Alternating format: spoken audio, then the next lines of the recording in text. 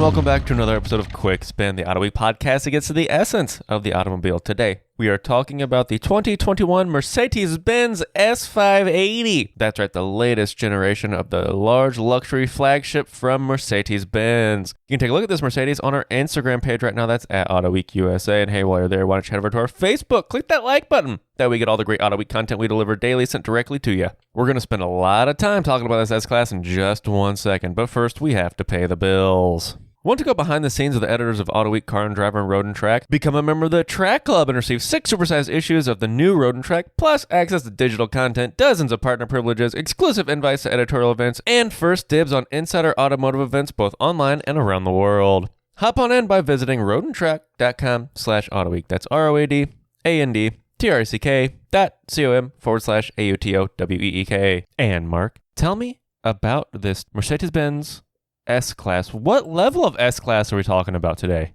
This is the pinnacle. You can get no higher than this. I mean, well, you could go to a Maybach, but then that's not an S-Class. That's a Maybach. This is the one that I had was the S580, $117,350 to start, just to start. Then, goes up from there. Now, my tastes run more with the 1954 Ponton, and you could argue it wasn't called an S-Class, but you could argue you could trace the lineage of this car back to that. And I just love that car. So someday I'm going to own a straight six diesel powered 54 Ponton. But anyway, the S-Class itself started in 1972 with the W116. That was the first one. The current one that we have here is the 7th generation of S-Class if we start in 1972, not 1954. If you go back to 1954, you can count up like 12 models. I don't know. But if you go back to 1972, this that we have here is the 7th generation. And the thing about this car is that it's more, and cars in general, but I think this is the epitome of this phenomena, is that at some point in our automotive enthusiast history, we stopped caring so much about what the suspension was, what the engine was, what the power and torque curves were, and we started caring more about features. This is particularly true with the people who buy these cars. They're looking at how many electronic features they have on it. The MBUX telematics, the head-up display, the 750-watt, 30-speaker, 8-resonator Burmester 4D surround sound system. That's what I think matters to people today in this class, because there really is no car that's where the engine's going to die on you and the transmission's going to fall out. You're not going to have problems with that. And the suspension is all up to a certain level of acceptability among all the competitors in this class. So what distinguishes one new car from the other is now these electronic features. And this new S-Class is just loaded with them. So that's the main thing, is that it is oozing features out of every air vent. Well, hopefully it's not actually oozing them, because you might have had to talk to Mercedes about their car manufacturing, because that oozing electronics is a dangerous thing. Yeah, you got the oozing. It's going to cost you. We're going to have the shop overnight. It's going to, you got oozing. Mark, let's go to Mark's quick little walk around. I am standing here in front of the new Mercedes S-Class. This is a particular one is an S580 with 4MATIC. So it's got Klangen und Wischeln. It's got huge wheels and tires. Well, they look huge. They're 21s, but it's a very efficient looking shape. Of course, it's in silver, like all the silver eras are supposed to be. It doesn't look too long. In fact, the way that it's laid out, kind of shorter, overhangs front and rear, it looks like a compact car. It does not appear to be huge like you would maybe think in your mind an S-Class would be. So it looks compact. Once you get in it and drive it around, then you feel, a little bit more of its size. But just walking around it, it's got the raised star up there in the front. The front grille has got radar in it and cameras. several cameras and a lot going on in the front. And there's, of course, room for cooling ducts to go in there. Sides are very flat. When you walk by it, the handles, the door handles, present themselves as you go by. So, that's kind of cool. And then you're walking around the back, it's got dual-tipped exhaust. Kind of pseudo little valence panel styling exercise there. It's a very tidy-looking design. Like I say, it's not... the EQS is far more aerodynamically... it jumps out at you as being just an aerodynamic shape. This one is a sort of a blend between the pure aerodynamicism, if that's a word, of the EQS and previous S-classes, which were more stately, perhaps. But let's close the door and fire it up and see what happens here. Now, don't expect to hear a lot of noise when this thing starts.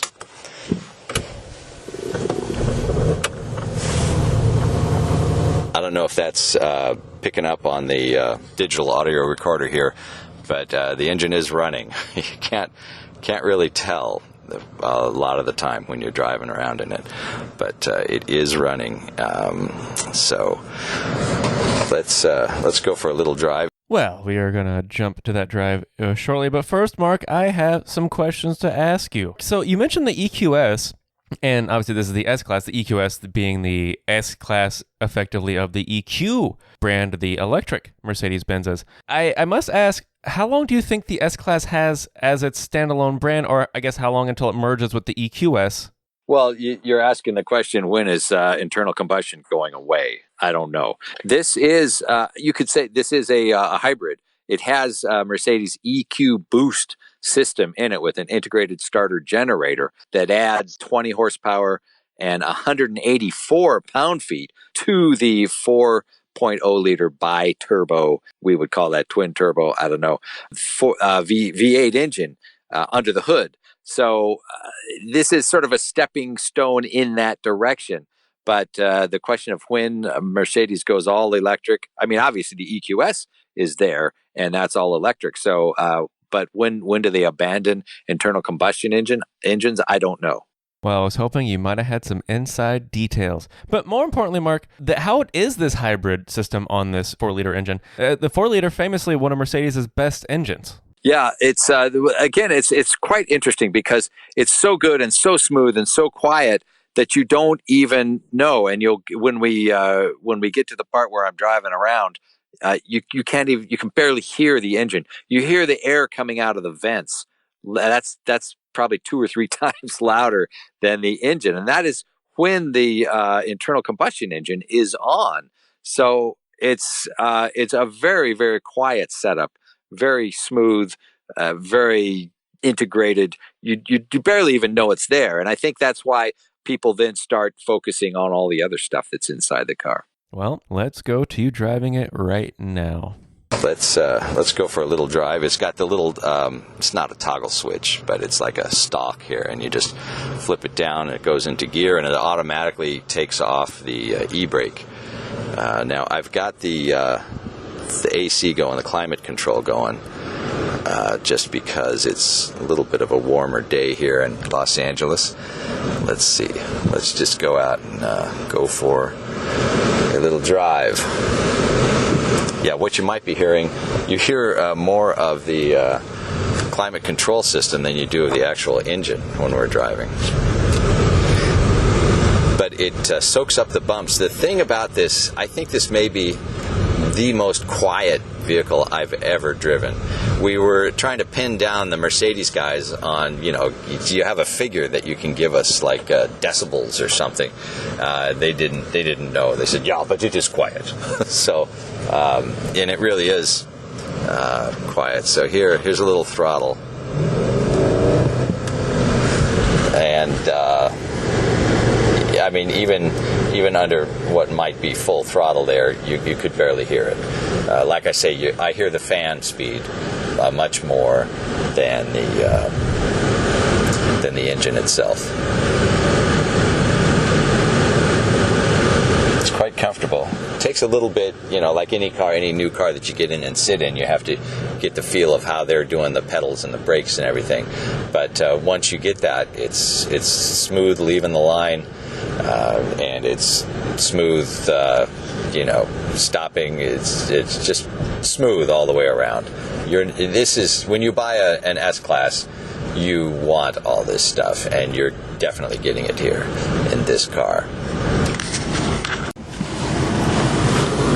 Okay, here what you're hearing is the start-stop, and you can't even tell the difference between the engine going and the engine not going. It's so quiet, which is nice. As soon as I get a little spot down here, I'm going to give it a little bit of gas and just see if that even registers here. You should be able to hear the engine, I'm sure. But let's see what we can get as soon as I get past a couple of cars here. It's so quiet, and the seat it has those automatic side bolsters. Okay, here we go.